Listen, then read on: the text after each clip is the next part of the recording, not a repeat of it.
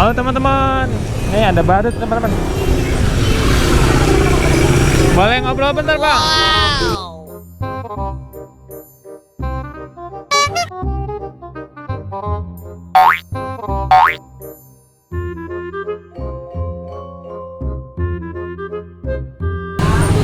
Ya, boleh ya.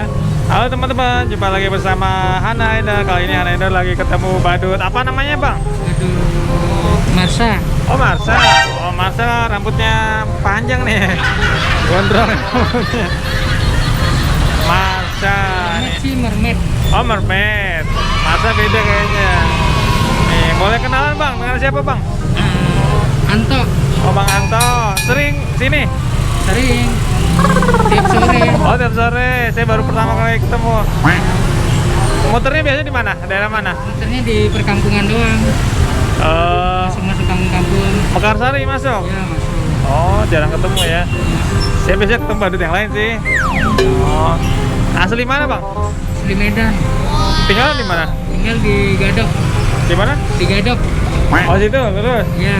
Oh udah sering kok keliling sini bang? Sering. Udah berapa lama? 2 bulanan. Oh udah 2 bulan. Tiap sore.